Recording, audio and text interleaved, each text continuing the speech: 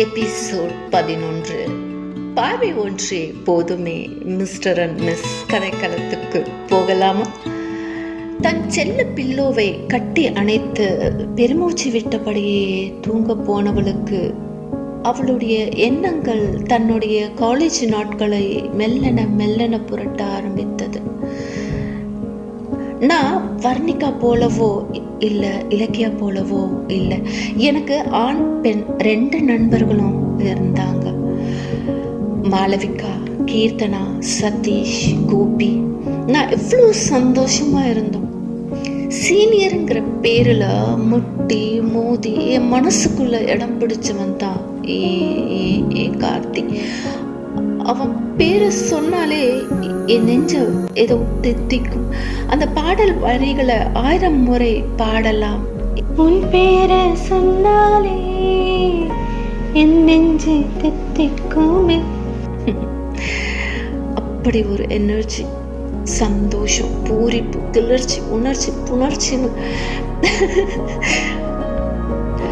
அவனை ஏறிட்டு பார்க்காமலேயே அவனோட பல நாள் பேசியிருக்கேன்.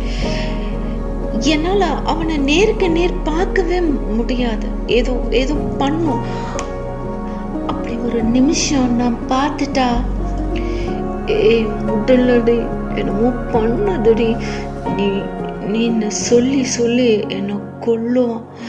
நான் எப்பவும் பாடலை மெல்லிசா முணுமுணுத்தபடியே இருப்பேன். மற்றவங்க கிட்ட பேசுகிற நேரத்தை தவிர மற்ற எல்லா நேரத்துலையும் இளையராஜாவோட பாடலை உதடுகள் மெல்லிசா அசை போட்டுக்கிட்டே இசைச்சிக்கிட்டும் ஆனந்தமாக இருக்கும். என்னை பாஸ் பண்ணி போனவன் திடீர்னு, ஹலோ, நீங்கள் பாடினீங்களா? என்ன கேட்டீங்க? இல்லை, நீங்கள் இப்போ பாடினது பா வெண்ணிலா உன்னதானே வானம் தேடுதே, அந்த சாங் தானே என்றாள் ஒன்றும் தெரியாதவள் போல. அவனை ஏறிட்டு பார்க்காமலேயே, என்னங்க, நான் உங்களை பார்த்து கேட்டா நீங்க எங்கேயோ பார்த்து சொல்றீங்க. அவன் சொல்லி முடிக்கும் முன் அந்த இடத்தை விட்டு நான் ஒரே ஓட்டமாக ஓடிட்டேன். நான் அவனை பார்க்கல தான், ஆனா அவன் என்ன பார்க்காத அந்த நொடி நேரத்துல நான் அவனை முழுசா பார்த்துட்டேன். அது அவனுக்கும் தெரியாது. அந்த ஒரு நொடியே என் உடம்பு முழுசா ஏதோ காந்த சக்தி ஊடுருவி சட்டுன்னு என் உடம்பு முழுசா பரவி என்ன அதுக்கு மேல நிக்க முடியாம ஓடினேன். அதுக்கு அப்புறம் என்ன அவன் அடையாளம் கண்டுக்கிட்டு எங்கே பார்த்தாலும் ஓடி வந்து, எங்க உங்களை தான், என்னை பாருங்கன்னு வம்பு பண்ண ஆரம்பித்தான். அவனோட ஃப்ரெண்ட் அவனை கூப்பிடும்போது அவனுடைய பேர் கார்த்திக்னு தெரிஞ்சுக்கிட்டேன். அவன் பார்க்காத ஒவ்வொரு நொடியும் அவனை என்னோட விழிகள் பார்த்து அவனோட உருவத்தை கேப்சர் பண்ணிடும். சொல்லவா, அந்த கதையில வர்ணிச்சது போல அவனை நான் சொல்லவா? அவனை அளவா பேசுவான். அவன் பேசும்போது அவனோட மொத்த அட்டென்ஷனும் என்கிட்ட மட்டும்தான் இருக்கும். என் கூட இருக்கானா மொபைலை கூட சைலண்ட்ல போட்டுடுவான். அவனுக்கு நான் மட்டும்தான் அவனோட உலகம். சூரியன் காலையில உதிக்கும் போது அந்த சூரியனோட அடிப்பாகத்துல லேசான மஞ்சள் நிறம் வானம் எங்கும் ஜொலிக்கும். அந்த இளம் மஞ்சள் பரவி மஞ்சள் ஒளியாய் காட்சி அளிக்கும். அந்த மஞ்சளை அள்ளி பூசினது போல அத்தனை காந்தமென அவன் முகம் ஜொலிக்கும்.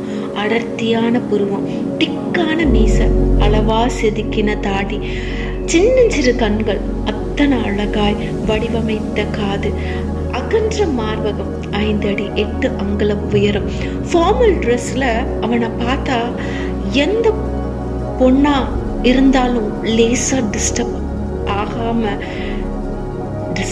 ஆகதான் செய்வாங்க. அவன் பொண்ணுங்க கிட்ட அவ்வளவா பேசி நான் பார்த்ததே இல்லை.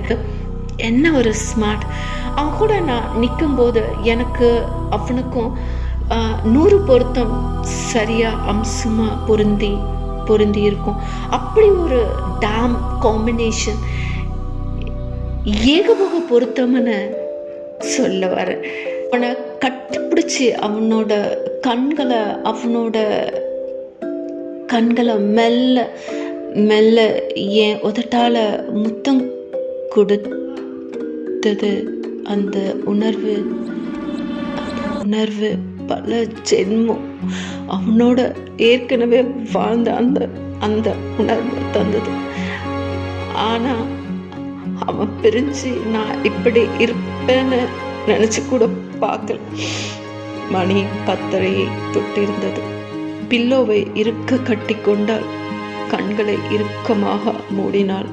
கார்த்திகை தன் மனக்கண் முன் நிறுத்தி அவன் கண்கள் அருகே தன் உதட்டை கொண்டு சென்றாள். மெல்ல மெல்ல அவள் உதட்டால் அவன் கண்களுக்கு முத்தம் விட்டாள். இதன் தொடர்ச்சி அடுத்த எபிசோடில் பார்க்கலாம். அதுவரை உங்களிடமிருந்து விடைபெறுவது உங்கள் அன்பு உதயஸ்ரீ. நன்றி, வணக்கம்.